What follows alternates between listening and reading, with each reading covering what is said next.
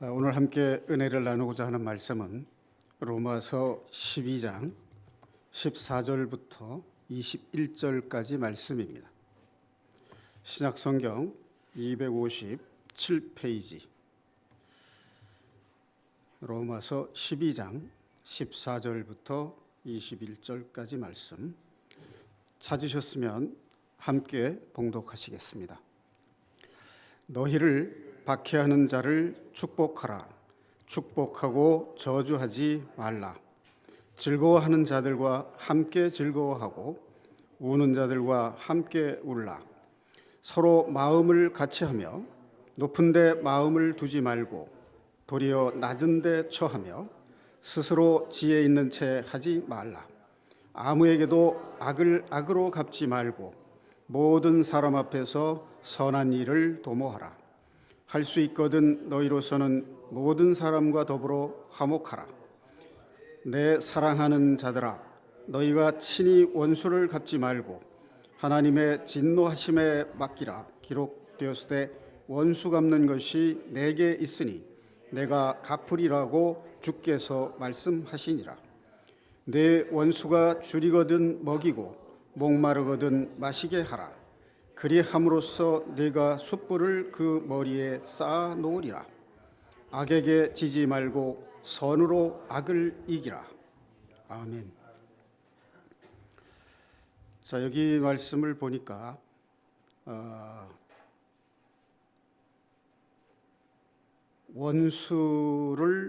원수에 관계된 내용이 세 절이 나와요. 14절과 19절, 20절, 이게 석절이 나옵니다.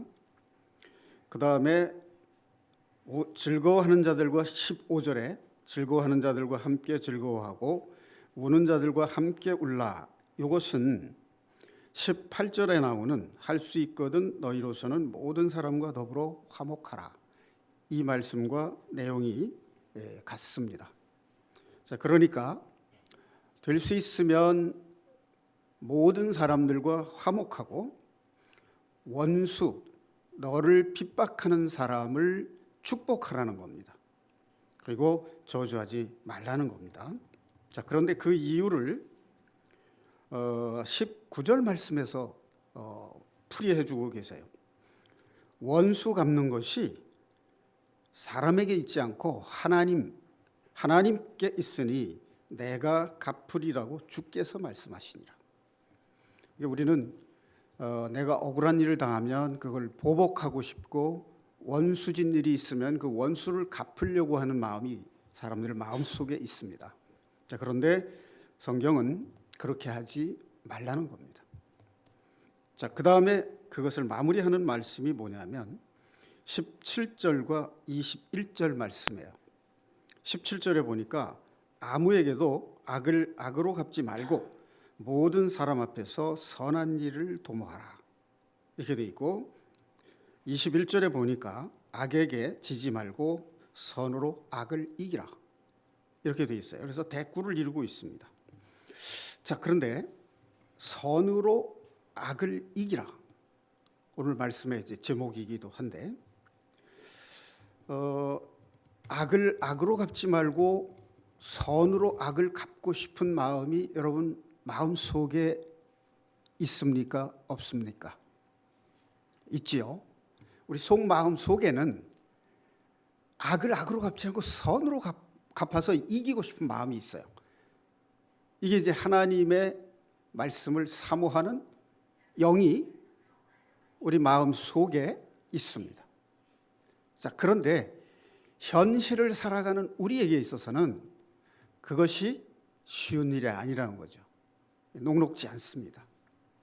그러면 성경은 그럴 때 뭐라고 말씀하시고 있느냐? 그 답이 해당되는 것이 16절 말씀입니다. 서로 마음을 같이 하며 하나가 되라는 거죠. 성령으로 하나 되게 하신 것을 지키며 높은 데 마음을 두지 말고 도리어 낮은 데 처하며 스스로 지혜 있는 채 하지 말라. 주님께서는 스스로 마음을 높이는 자는 낮추신다고 했어요. 스스로 낮추는 자를 주님께서 높여주신다고 약속을 하셨어요. 자, 이런 마음을 가지고 있으면 우리가 원수를 갚지 않고 오히려 축복할 수 있다고 주님은 말씀하십니다. 그렇게 되면 우리는 사람과 사람 사이에 화목하게 되는 복을 누리게 됩니다. 자, 마음에 안 드는 사람, 미운 사람이 있으면 마음이 편치 않죠. 그래서 자기도 모르게 은근히 스트레스를 받고 뭔가 찜찜하고 뭔가 불유쾌한 그런 마음이 있어요. 그런데 화목하는 마음이 있으면 그 사람을 볼 때 마음이 편안하고 즐겁습니다. 아마 우리가 생활 속에서 이제 경험하지 않습니까? 내가 좋아하는 사람을 만나게 되면 장점을 보게 되고 그 사람의 재능을 보게 돼요. 그래서 그 사람 만나는 것이 즐겁고 기쁘게 됩니다.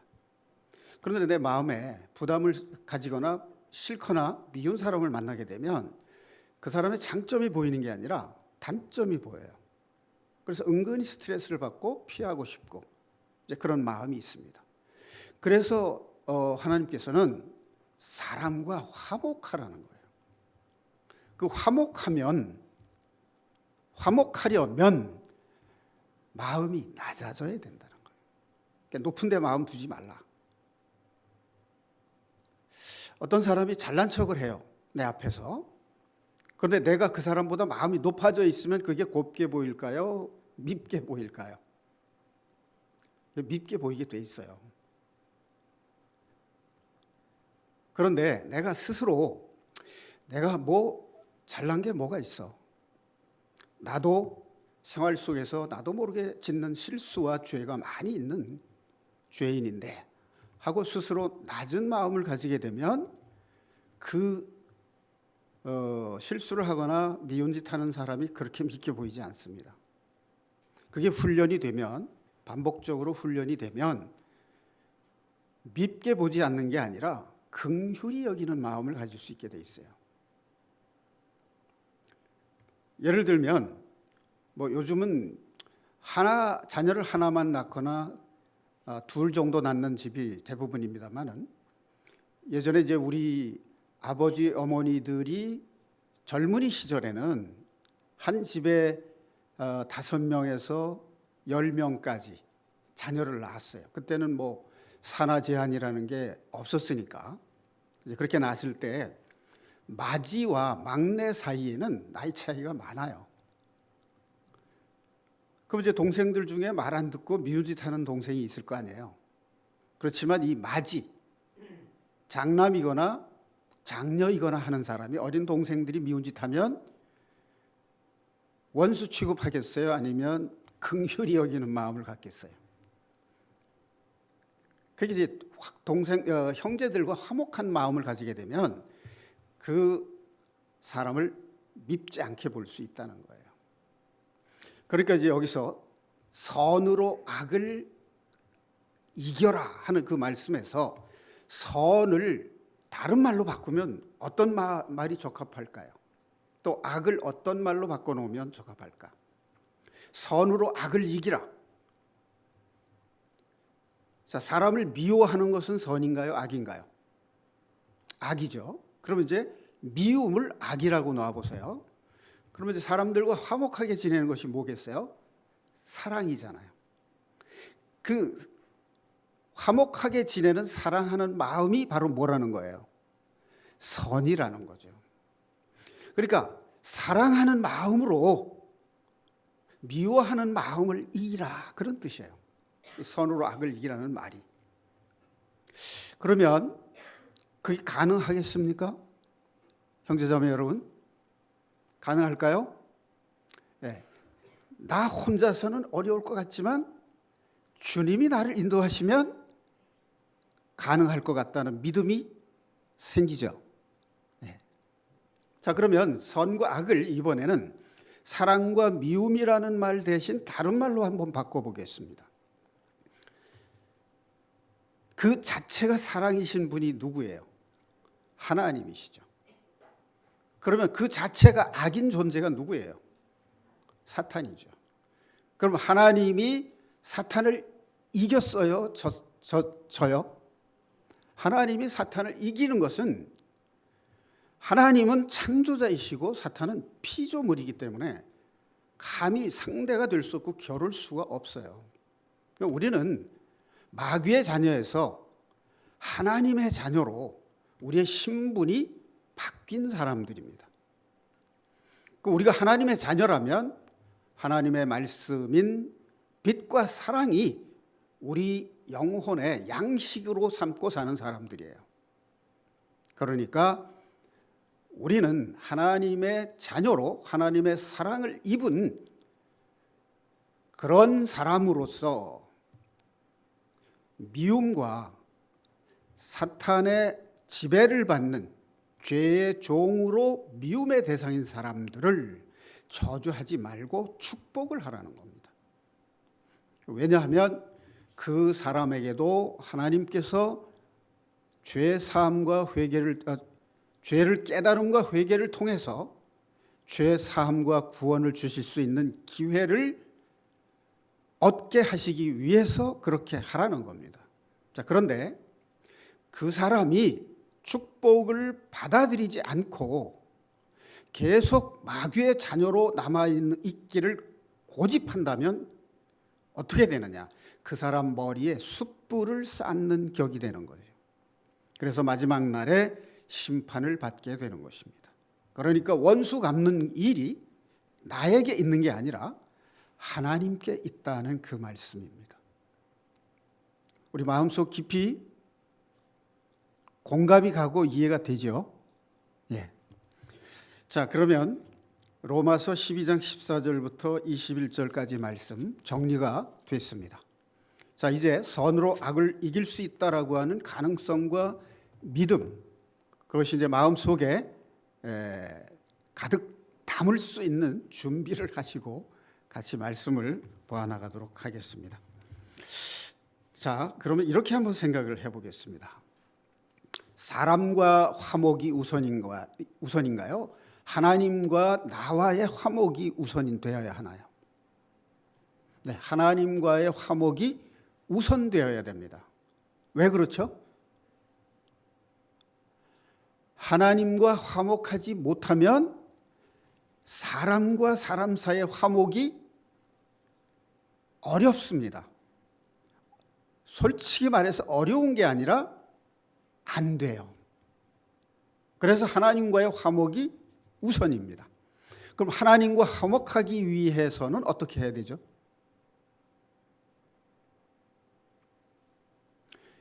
내가 스스로 할 수 있나요? 누가 중재해야만 되나요? 예수님의 중보 없이는 되지 않는다는 거 우리 알고 있어요. 그런데 왜 자꾸 내가 하려고 그래요? 그럼 예수님이 나의 중보자가 되게 하시려면 내가 어떻게 해야 돼요?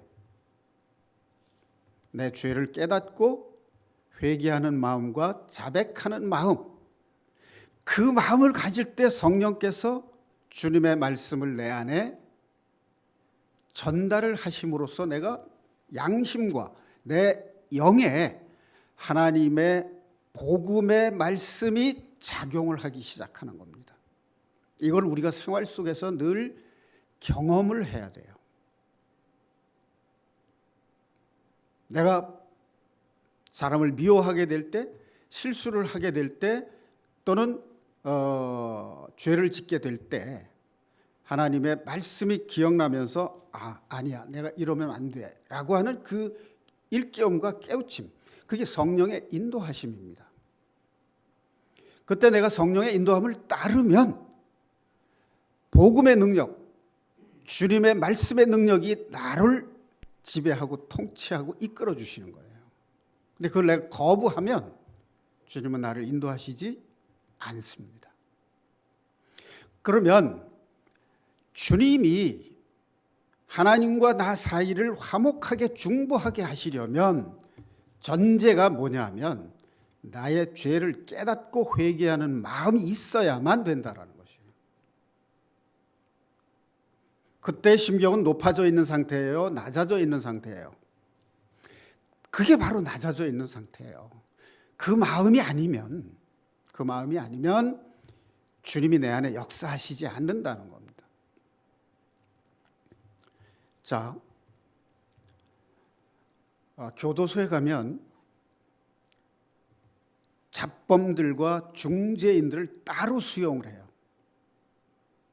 살인범들만 있는 그 중재인들만 있는 곳이 있습니다. 이 살인범인 사람이 자기 죄를 뉘우치면서 성실하게 자기 죄를 뉘우치고 순화되는 마음을 가지고 있어서 수감 장소를 일반 범인들, 죄수들 감옥으로 같이 옮겨서 생활할 때 그런 상황을 한번 가정해 보세요. 거기에 좀도둑이 한 사람 이제 있었어요. 이 좀도둑을 바라볼 때 이 살인자의 입장에서는요, 큰 죄인이잖아요. 사람이 짓는 죄 중에 살인보다 더 큰 죄가 있을까요? 아마 인간이 짓는 죄 중에 가장 큰 죄가 살인죄일 겁니다. 그러니까 이 사람이 좀도둑이 내가 정말 너무나도 부끄러운 죄를 졌다 하고 괴로워하고 고민을 해봐요. 그럼 살인자가 그 사람 바라볼 때 심경이 어떻겠어요? 야, 내가 지은 죄는 죄도 아니야. 나는 씻을 수 없는 중죄인이야. 그 중죄인인 사람이 좀도둑인 사람을 용서하는 것이 쉽겠어요? 어렵겠어요? 자기가 큰 죄인이라고 하는 그 회개하는 마음, 낮아져 있는 마음을 가지면 다른 사람을 용서할 수 있는 가능성이 그만큼 커지는 거예요. 그런데 나는 내가 지은 죄가 내가 지은 죄는 죄도 아니야. 그런데 저 사람이 지은 죄는 굉장히 큰 죄라고 생각을 해보세요. 그 죄인이 죄인을 정죄하게 돼요. 저런 죄를 짓고 뻔뻔하게 어떻게 살 수가 있냐, 이렇게 생각을 하기 쉽단 말이죠. 이제 그렇게 되면 나는 하나님 앞에 별로 죄진 게 없어. 내가 율법도 열심히 지키고 내가 바리새인, 율법을 철저히 지키는 바리새인과 같은 신분의 사람이다 라고 자기 마음이 높아져 있으면 세리나 창교와 같은 사람을 우습게 보고 멸시하게 된다는 거죠. 그러니까 하나님 앞에는 내가 화목해지기 위해서는 내가 죄인이라고 하는 그 낮은 마음이 있어야만 주님께서 하나님과 나 사이를 화목하게 해주시는 거예요. 내가 낮아지고 세상적인 자기 의를 내려놓을 때, 그 마음을 비울 때 말씀이 내 안에 충만하게 되는 거예요. 이게 바로 이 마음이 여호와를 경외하는 마음입니다. 내가 낮아진 마음으로 하나님을 바라보는 것. 그리고 주님이 중보가 없으면 나는 하나님 앞에 고개를 들 수 없는 죄인이다라고 하는 그 마음이 경외하는 마음이에요. 그 마음으로 하나님을 대할 때 그리스도로 말미암아서 내가 하나님과 화목하게 됩니다. 이렇게 하나님과 화목하게 되고 나면 사람과 사람 사이에도 화목할 수 있다는 겁니다. 왜? 하나님 앞에 같은 죄인이고 어쩌면 자기 죄를 더 큰 죄라고 느끼고 내 죄가 더 부끄러운 죄라고 느끼고 자기의 마음이 낮아지면 다른 사람을 미워하거나 정죄하는 마음이 씻겨져 내려간다는 얘기예요. 그 마음이 씻겨져 내려갈 때 내 마음이 죄 씻음을 받는 겁니다. 내가 나에게 죄 지은 자를 용서한 것 같이 내 죄를 용서하옵시고. 그 말이 바로 그런 뜻이 됩니다. 자, 그럼 이번에는 시편 37편 말씀을 한번 찾아보겠습니다. 구약성경 828페이지 시편 37편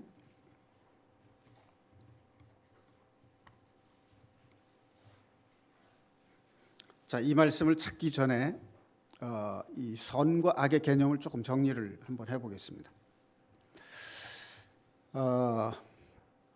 선과 악 그러면은 사람들은 일반적으로 어떤 오해를 하게 되느냐면 모든 선과 악의 판단 기준이 자기가 돼요.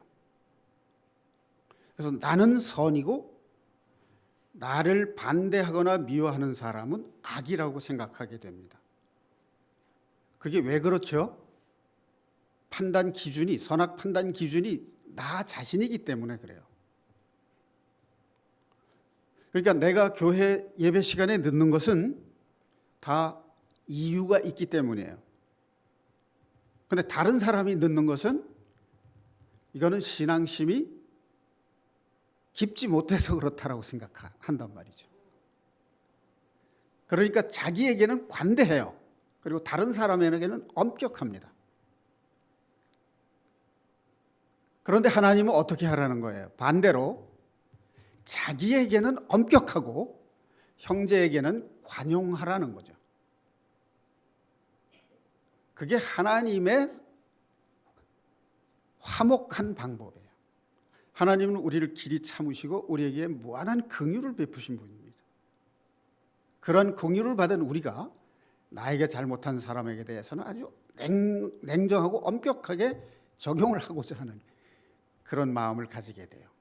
이런 마음이 바로 우리가 이겨야 될 악입니다. 자, 성경에 보면 하나님만이 선한 분이라고 하는 말씀이 있어요.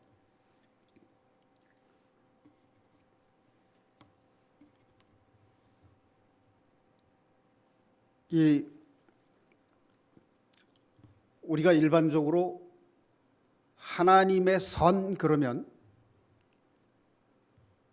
하나님은 사랑이시고 공의의 하나님이시라고 하는 거죠. 그런데 사탄이 하나님께 반대해서 하나님을 떠났어요. 그래서 하나님 없이 자기가 이 세상을 한번 다스려 보고 싶었단 말이에요. 그래서 아담과 하와를 유혹해서 선악과를 먹게 했습니다. 근데 선악과를 먹었다는 것이 바로 뭐냐면 피조물인 사람이 하나님의 위치에 올라가고자 하는 마음을 가짐으로써 선과 악의 판단 기준자가 자기가 된 거예요. 그러니까 항상 내가 선과 악을 판단하는 기준의 자리에 하나님이 계신다는 걸 의식을 하게 되면 내가 낮은 곳에 처하게 돼요. 그런데 하나님을 의식하지 못하게 되면 내가 판단자고 내가 심판자가 된단 말이죠. 그러니까 마음이 자기도 모르게 이제 높아지면서 다른 사람의 잘못에 대해서 심판하고 정죄하게 되는 거예요. 이게 내가 본래 처했던 피조물의 자리를 떠나고 위치를 떠남으로써 생긴 죄입니다.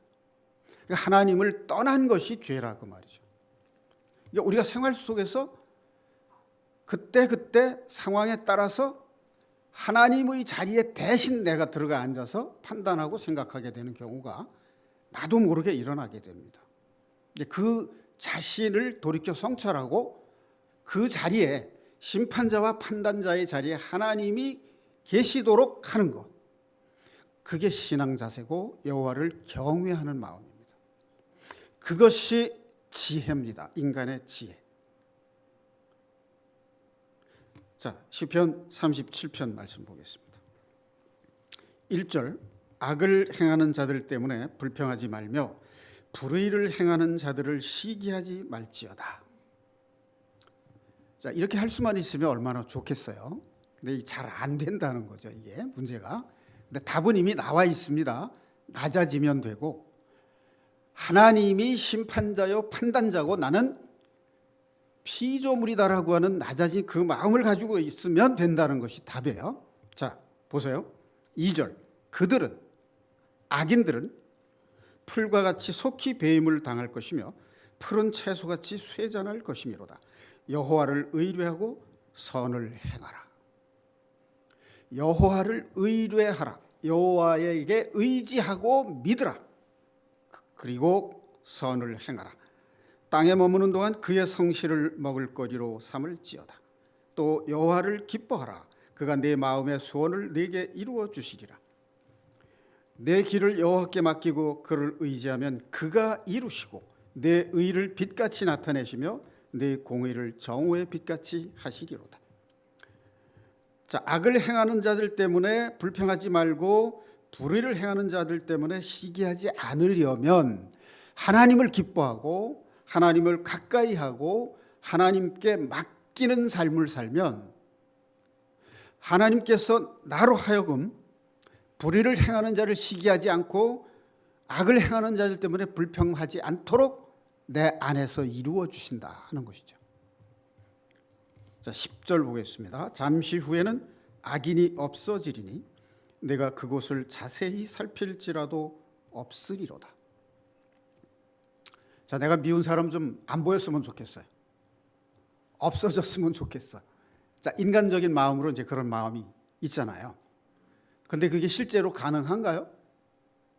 없어져라 그러면 없어질 수 있어요? 그렇지 않죠.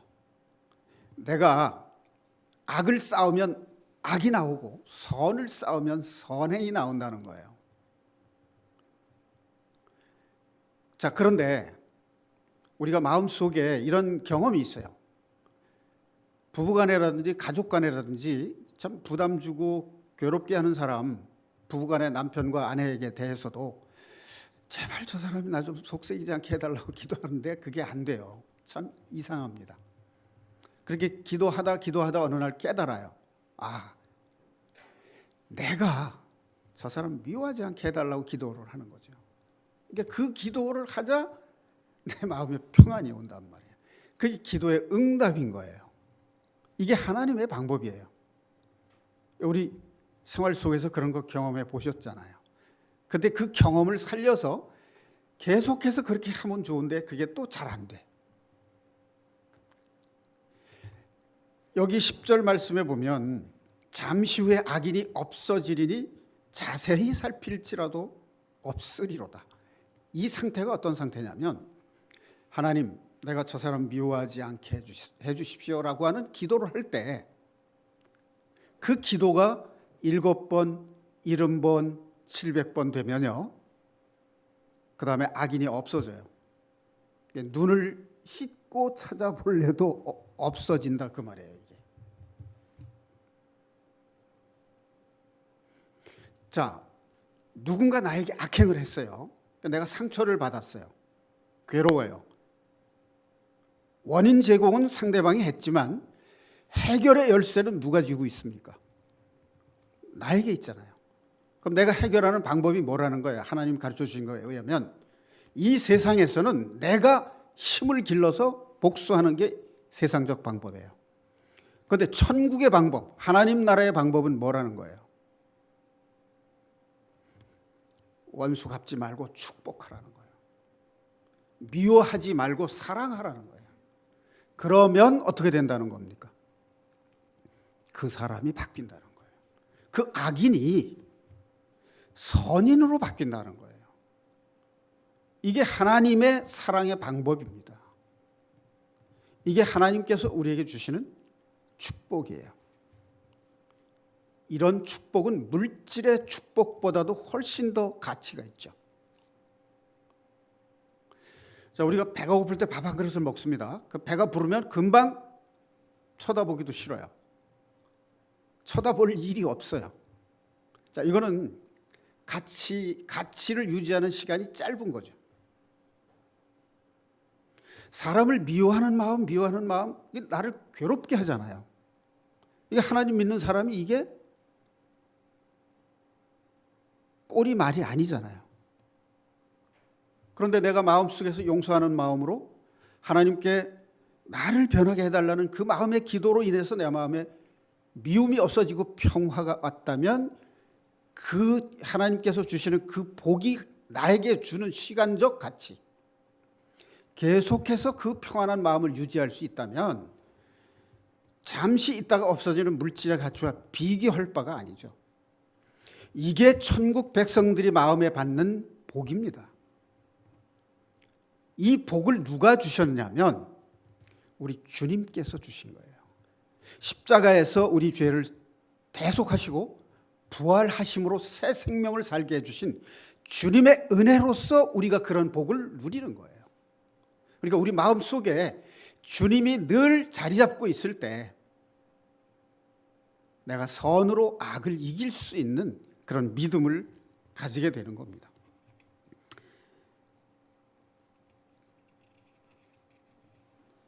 이 자유는, 진정한 자유는 오직 주님만이 우리에게 주실 수 있습니다.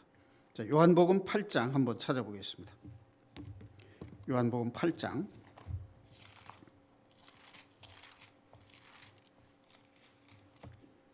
31절 32절 신약성경 159페이지 찾으셨으면 제가 봉독하겠습니다. 그러므로 예수께서 자기를 믿은 유대인들에게 이르시되 너희가 내 말에 거하면 참으로 내 제자가 되고. 자, 우리가 그리스도를 믿고 그리스도인이 됐는데 형제 자매가 돼서 교제를 나누고 이제 신앙의 단계가 한층 더 높아지려면 제자가 돼야 되는데, 제자는 뭐냐면 예수님의 말, 주님의 말씀이 우리 마음에, 영혼에 자리 잡고 있으면 내가 참으로 주님의 제자가 된다는 겁니다. 이렇게 주님이 가르쳐 주신 말씀을 따라 사는 주님의 제자들이 바로 세상을 이기는 그리스도인이고 선으로 악을 이길 수 있는 주님의 자녀, 하나님의 자녀들입니다. 36절 보겠습니다. 32절 진리를 알지니 진리가 너희를 자유롭게 하리라.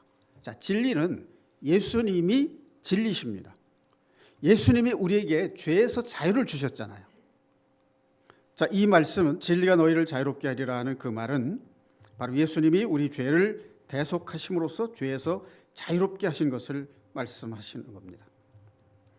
36절 그러므로 아들이 예수님이 너희를 자유롭게 하면 너희가 참으로 자유로우리라. 자, 여기 잠깐만 주목해 주십시오. 우리가 세상에서 자유 그러면 일반적으로 어떤 정해진 규칙을 벗어나는 걸 자유라고 생각해요. 구속, 어떤 규칙을 정하거나 규율이나 법이 있으면 우리는 그걸 구속으로 느껴요. 그래서 그걸 벗어나고 싶어요. 이것은 세상이 주는 자유입니다. 자, 그럼 제가 이렇게 여쭤보겠습니다. 여러분, 복종하기 싫은 사람한테 복종하라고 그러면 어떻게 하겠어요? 복종하기 싫은 사람한테 복종하라고 그러면 죽기보다 싫단 말이죠. 그거는 진짜 죽음이에요. 그런데 내가 정말로 사랑하고 존경하는 사람한테 복종하라, 순종하라, 그거 어렵습니까? 쉽습니까? 내가 알아서 순종하고 싶잖아요. 순종하는 게 뭐예요? 오히려 기쁨이 되는 거예요, 나에게. 그렇잖아요? 존경하는 사람 없었어요? 사랑해 본 사람 없었습니까? 다 있었죠? 그 사람에게 순종하는 거 누가 하라고 해서 하는 게 아니라 내가 알아서 순종한다니까요. 그런데 그게 기뻐요. 그게 뭐예요? 그게 자유야. 그 안에 자유가 있어요. 그처럼 나를 기쁘게 하는 자유가 어디 있어요? 내가 사랑하고 존경하는 사람에게 복종하고 순종하는 것은 진정한 자유고 그게 나의 기쁨이요 행복이에요. 하나님께서 이 자유를 우리에게 주셨던 것이에요. 그런데 우리가 그 자유를 가지고 뭘 선택했어요? 선악과를 선택했잖아요. 지금 내가 무슨 얘기를 하려고 하는지 짐작하시죠? 자유 선택 의지를 줬는데 하나님이 먹지 말라는 선악과를 먹으니까 그 결과가 어떻게 됐어요? 자유가 없어졌죠. 고통스러워졌어요. 그러니까 이 자유를 하나님이 먹으라고 했던 생명나무를 먹었다면, 생명과를 먹었다면 우리는 정말로 우리 마음속에 이루 말할 수 없는 자유와 행복감을 누릴 수 있었다는 거죠. 그러니까 자유의 개념 속에 소극적이고 부정적인 의미의 자유가 있고 긍정적이고 적극적인 의미의 자유가 있어요. 이 말은 하나님이 사람을 지으셨을 때 사람의 마음속에 자유 선택 의지를 주었는데 그 자유가 뭐냐면 하나님의 말씀을 따랐으면 진정한 자유를 누리고 기쁨과 행복을 누릴 수 있게 지으셨다는 거죠. 그래서 방금 전에 읽은 36절 말씀, 아들이 주는 자유는 진정한 자유다라는 거예요. 그러니까 우리가 주님의 은혜 아래에 있을 때 우리가 정말로 자유롭고 죄에서 자유롭고 하나님의 은혜 안에서 무한한 기쁨과 행복을 누리게 되는 거예요. 그 기쁨을 누리지 못하면 믿어도 믿는 게 아니에요. 우리가 하나님의 자녀라고 하는 자랑스러운 마음이 우리 마음 속에 넘치려면, 충만하려면 하나님의 말씀에 순종하는 자유와 행복을 누릴 수 있어야 되는 거죠.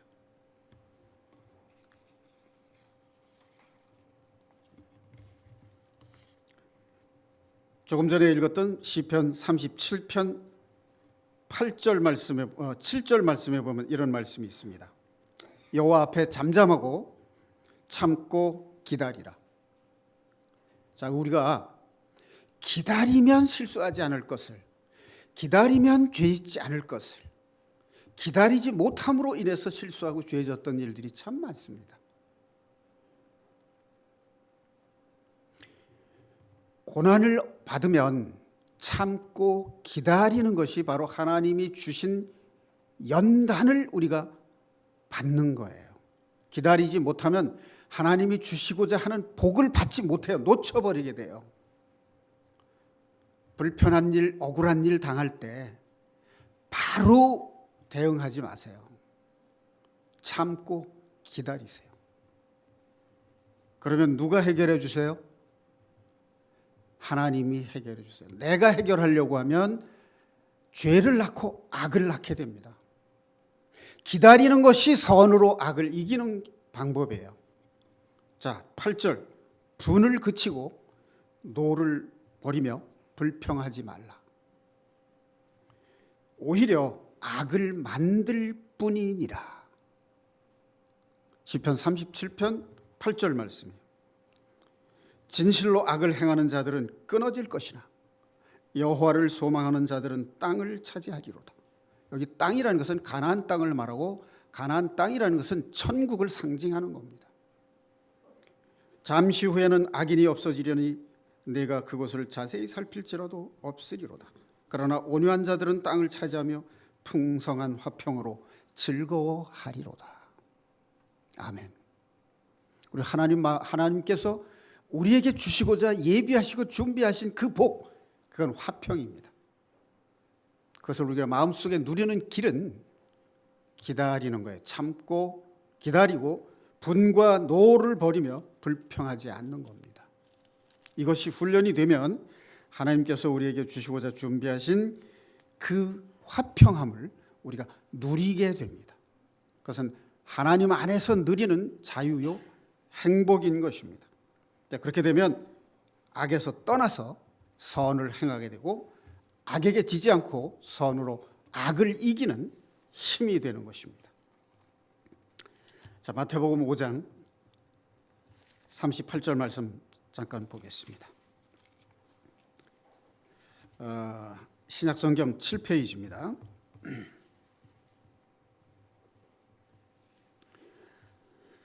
마태복음 5장 38절. 또 눈은 눈으로 이는 이로 갚으라 하였다는 것을 너희가 들었으나 나는 너희에게 이르노니 악한 자를 대적하지 말라. 누구든지 네 오른뺨을 치거든 왼편도 돌려대며 너를 고발하여 속옷을 가지고자 하는 자에게 겉옷까지도 가지게 하며 누구든지 너로 억지로 오리를 가게 하거든 그 사람과 심리를 동행하고 내게 구하는 자에게 주며 내게 꾸고자 하는 자에게 거절하지 말라. 자, 눈은 눈으로 이는 이로 갚으라 하는 것이 이제 율법에 의하면 동해보복법이라고 하는 거예요. 자기가 피해받은 만큼 보복하라. 그것을 허용하는 것이 이제 율법이에요. 자, 그런데 이 율법대로 행하게 하면 어떤 현상이 벌어질 것 같습니까? 내가 피해를 100만 원어치 당했어요. 그런데 그걸 원수를 갚게 보복하게 만들면 상대방에게 얼마큼 피해를 입힐까요? 꼭 100만 원만큼 피해를 입힐까요? 사람의 마음은 그렇지가 않아요. 거기에 2배, 3배, 4배 갚아주고 싶은 것이 사람의 마음이에요. 그래서 원수 갚는 것이 내게 있지 않다. 내게 있다라고 말씀하신 거예요. 그러니까 이게 눈에는 눈, 이에는 이로 갚으라. 그것이 모세율법에 나오는 똑같은 만큼의 보복을 하라라고 허용한 거예요. 그런데 예수님 말씀하시기는 나는 너에게 이르노니 악한 자를 대적하지 말라. 원수를 갚지 말라. 원수 갚는 게 내게 있다. 그를 축복하라. 축복받지 않으면 그 머리에 숯불을 쌓아서 심판날에 그를 멸하리라. 이렇게 말씀하시는 거예요. 자, 오른뺨을 친다는 말이 이게 무슨 뜻인지 여러분 생각해 보셨나요? 나의 오른뺨을 치려면 어떻게 쳐야 될까요? 왼손잡이를 기준으로 쓴 말씀일까요, 이게? 보통 많은 사람들은 오른손을 쓰잖아요. 그 오른손으로 때리면 왼뺨이 맞아요, 오른뺨이 맞아요? 내가 상대방을 때릴 때 오른손으로 때리면 왼뺨이 맞잖아요. 근데 여기는 오른뺨을 치거든이라고 돼 있어요. 이게 어떤 상황이냐면요, 이거예요. 이렇게 때리는 게 아니에요. 이렇게 때리는 거예요. 이렇게 때리는 상황 봤어요? 이렇게 때리는 것은 처음에 이렇게 때려요. 두 번째 이렇게 때리고 이렇게 때려요. 그게 뭐냐면 모욕과 멸시를 주는 거예요. 오른뺨을 친다는 것은 이렇게 치는 거예요. 이거는 모욕과 멸시예요. 에이, 너 같은 건 2번 다시 상대 안 해. 꺼져. 이런 뜻이에요. 그런 모욕을 당할 때 모세율법에 의하면 갚아줘라. 그런데 예수님은 그러지 마라. 악을 악으로 갚지 말고 왼편을 돌려댈 정도로 너의 분을 가라앉히라. 참고 기다리라. 이것이 천국 백성의 마음이에요. 이렇게 하신 분이 누구예요? 예수님이시잖아요. 우리는 그렇게 못해요.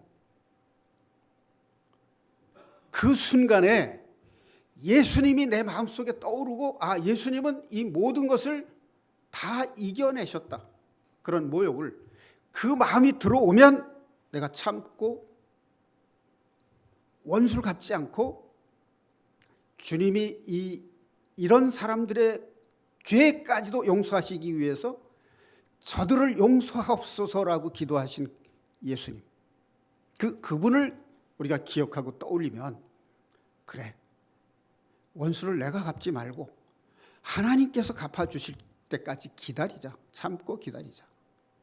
그런 마음을 내가 가질 때 내 마음속에 평화가 오는 거예요. 저도 억울한 일 당했을 때 되갚아주고 싶었죠. 그런데요, 억울한 일 당하고 나에게 폐해를 끼친 사람한테 보복하고 이기려면요 2배 이상 악해야 돼요. 내가 똑같이 악해가지고는 못 이겨요. 더 악한 사람이 이기는 거예요. 여러분, 힘센 사람이 이길 것 같죠? 이거 아직 싸워보지 않은 사람이에요. 싸우는데 실컷 터지고 상처투성인데 그 다음날 또 싸우라고 오는 거예요. 싸우다가 뼈가 부러졌어요. 기부스하고 또 싸우러 오는 거예요. 기부스가 채 낫기도 전에 또 싸우러 오는 거예요.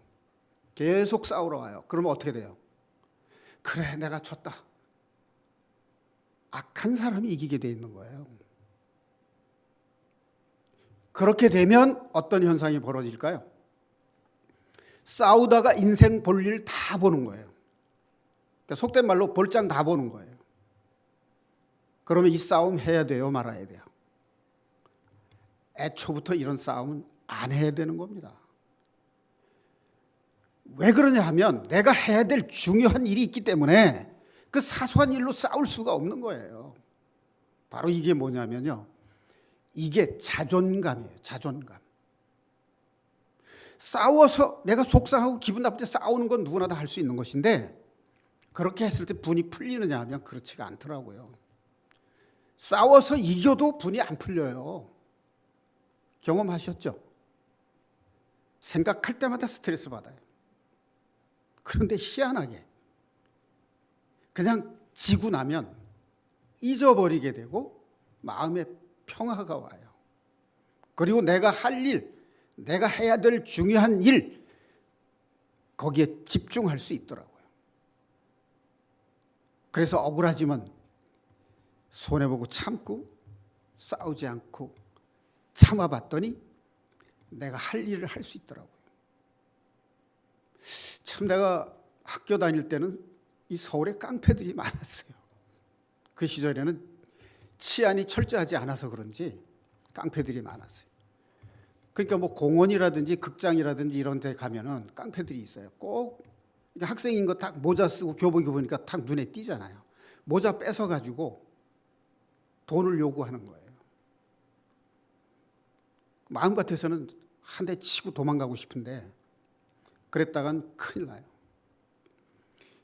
그 불량한 사람들은 혼자서 다니질 않아요.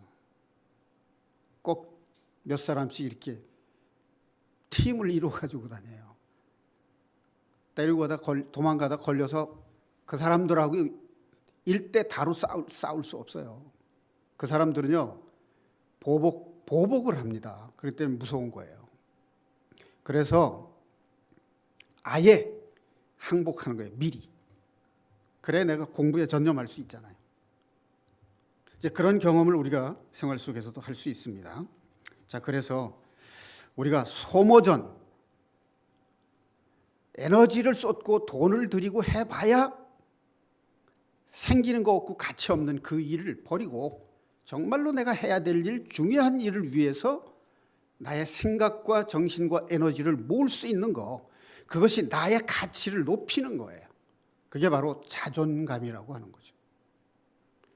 좀 더 가치 있는 일을 위해서 가치 없는 일들을 털어버릴 수 있는 것, 그것이 바로 삶의 지혜라고 할 수 있는 것이고, 바로 이 속에 하나님께서 악인을 눈을 씻고 살펴볼지라도 악인이 보이지 않게 하시는 방법, 그런 방법입니다. 자, 그 다음에 마태복음 7장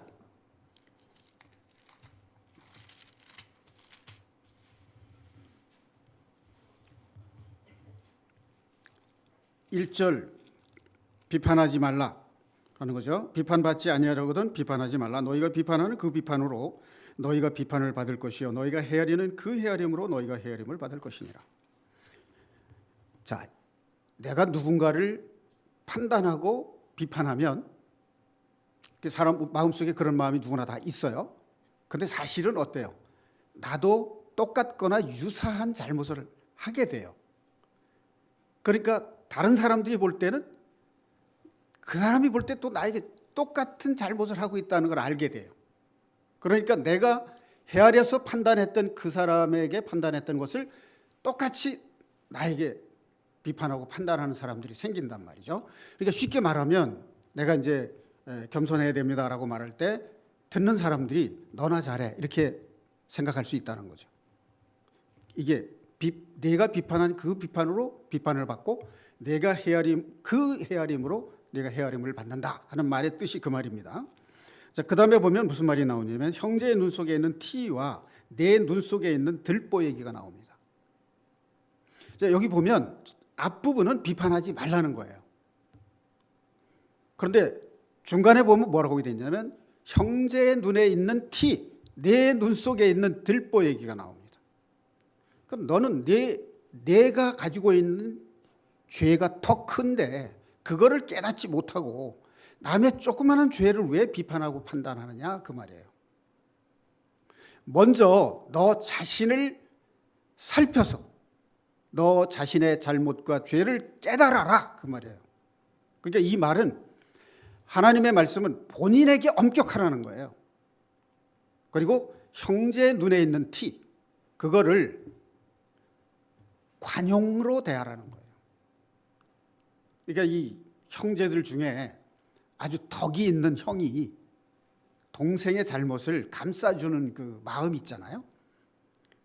그러니까 동생의 작은 잘못을 자기도 그 동생처럼 어렸을 때 그런 잘못을 했다는 거죠.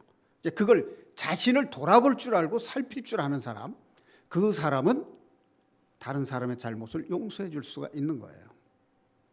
그러니까 자신에게는 율법이나 율법의 정신을 엄격하게 대고 상대방에게는 용서하는 마음으로 대하라 이거죠. 그게 천국 백성의 삶의 자세라는 거예요. 하나님의 말씀이 그거고 예수님이 가르쳐 주신 말씀이 그 말씀이에요. 이것은 율법의 근본 정신이고 율법을 완성할 수 있는 정신이에요. 그 율법을 완성하는 그 마음이 바로 하나님이 우리를 사랑하신, 우리가 죄인 되었을 때에 우리를 사랑하신 그 하나님의 사랑이 우리 마음 속에서 그것을 이겨낼 수 있도록 우리를 인도하시는 거죠.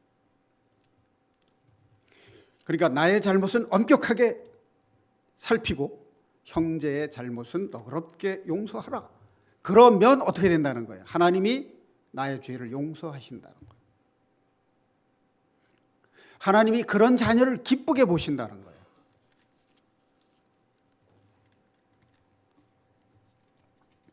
외식하는 자여, 먼저 내 눈 속에 들보를 빼어라. 그 후에야 밝히 보고 형제의 눈 속에서 티를 빼리라. 자, 왜 선으로 악을 이기라 하는 말씀을 하면서 왜 비판하지 말라, 형제 눈 속에 있는 티, 내 눈 속에 있는 들보 얘기를 왜 연결시키는가 하는 거죠. 화목하라, 미워하는 것과 화목하는 것이 모두 사람과 사람 사이에 대인관계 속에서 일어나는 거예요. 사랑과 미움도 사람과 사람 사이에 일어나는 거예요. 비판하는 마음을 가지고 보면 그것이 미움에서 나오는 거지 사랑에서 나오는 것은 아니지 않습니까? 그러니까 나에 대해서는 엄격하고 형제에 대해서는 관용을 가지고 대하는 것이 바로 뭐냐면 선으로 악을 이기는 거예요. 하나님의 마음으로 사탄을 이기는 겁니다. 이것이 하나님의 자녀만이 누릴 수 있는 특권이에요. 자, 로마서 14장, 시간이 없으니까 제가 읽겠습니다. 14장 4절입니다. 남의 하인을 비판하는 너는 누구냐? 그가 서 있는 것이나 넘어지는 것이 자기 주인에게 있음에 그가 세움을 받으리니 이는 그를 세우시는 권능이 주께 있음이라. 내가 비판하는 그 사람이 넘어지거나 잘못한 거 하나님이 바로 세워주시고 고쳐주시는 거다, 그런 얘기예요. 우리가 할 일은 용서하는 거예요. 관용을 베푸는 거예요. 그리고 그 사람을 위해서 기도하는 거예요. 하나님, 저 사람의 잘못과 실수를 용서하십시오. 중보하는 마음이죠. 그렇게 되면 그 기도를 하는 그 사람을 하나님은 기쁘게 보시는 거예요. 그래서 그 사람의 마음속에 자유와 화평을 주시는 거고 선으로 악을 이길 수 있는 힘을 주시는 거예요. 그게 하나님의 자녀입니다. 그 사람의 그러한 마음과 그러한 자세를 보고 하나님의 빛이 사람들에게 전해지는 겁니다. 그게 하나님이 나를 통해서 일하시는 방식이에요. 하나님, 저를 도구로 써주십시오 할 때 내가 상대를 용서하고 관용하는 마음, 화평의 도구가 돼서 쓰임을 받는 것이지, 상대방을 비판하고 미워하는 마음을 가지고 있으면서 내가 봉사를 열심히 한다, 그걸 하나님이 기뻐하시지 않는다, 그 말이에요. 정말 하나님이 기뻐하시는 것은 내가 어떤 자세로 봉사를 하는가지 아무런 자세나 가지고 봉사하는 것이 아니라는 말씀입니다. 자, 우리 마음속에 선으로 악을 이길 수 있는 마음을 허락하시기를 하나님께 기도하는 마음으로 살아가시기를 주님의 이름으로 축원드립니다. 기도드리겠습니다.